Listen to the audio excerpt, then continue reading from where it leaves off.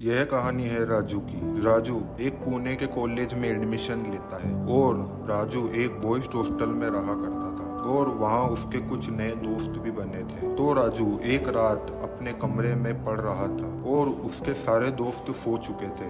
इतने में ही राजू सुनता है कि उसके कमरे के बाहर कोई औरत की आवाज में रो रहा है और धीरे धीरे वो रोने की आवाज तेज हुए जा रही है। तो राजू अपने रूम का दरवाजा खोलकर उस आवाज का पीछा करने लगता है, पर कमरे के बाहर बहुत रात का सन्नाटा और अंधेरा था। राजू सोचता है बॉयज हॉस्टल में किसी औरत की रोने की आवाज आना ये कैसे हो सकता है। राजू रात के सन्नाटे में कुछ दूर चलता है कि उसे वो रोने की आवाज मानो चारों ओर से आ रही है। पूरे हॉस्टल में उस औरत की रोने की आवाज रात के अंधेरे में गूंज रही थी, मानो कोई बहुत दर्द से गुजर रहा हो। राजू हॉस्टल के एक कोने में पहुंचता है तो राजू को एक काला साया जिसकी कोई शक्ल नहीं है उसे कोने से तेजी से भागता हुआ दिखता है। राजू ये नज़ारा देखकर बहुत ही घबरा गया और वो भयानक रोने की आवाज और वो औरत वहां से गायब हो गई। राजू भागकर अपने कमरे की ओर आया और घबराहट के कारण वो वॉशरूम में गया। वॉशरूम में जब राहुल आईने की तरफ देखता है तो उसे वही औरत जिसकी कोई शक्ल नहीं है वो उसे ठीक उसके पीछे खड़ी हुई दिखाई देती है। यह देखकर राजू के पैर वहीं जम गए थे।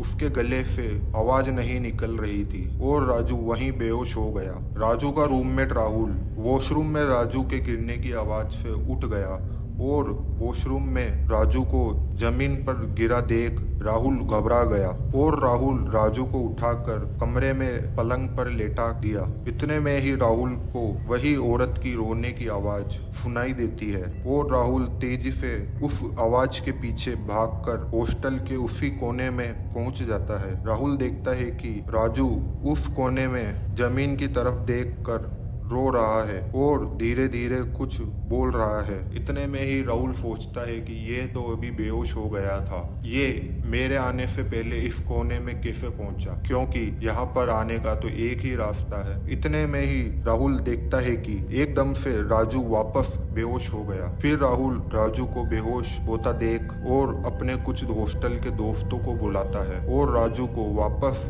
अपने कमरे में लेकर जाता है। राजू पूरी रात बेहोश था। राजू की सुबह आंख खुलती है और वो होश में आता है। राजू देखता है कि उसके सामने उसका दोस्त राहुल और हॉस्टल के एक टीचर थे। जब राजू के टीचर पूछते हैं कि क्या हुआ तुम्हारे साथ, तो राजू रात में हुई पूरी घटना टीचर को बताता है। तो टीचर राहुल और राजू को वो बताते हैं कि 15 साल पहले विजय नाम का एक लड़का इस ही हॉस्टल में रहा करता था। विजय के रिजल्ट वाले दिन विजय की माँ उससे मिलने के लिए पुणे आ रही थी, पर विजय की माँ विजय से मिलती उससे पहले विजय ने एग्जाम में फेल होने के कारण इस ही हॉस्टल में छत से कूदकर आत्महत्या कर ली थी। और यह बात जब विजय की माँ को पता लगी तो विजय की माँ को ये सदमा बर्दाश्त नहीं हुआ, तो विजय की माँ ने भी इस ही हॉस्टल में एक कोने में जाकर आत्महत्या कर ली।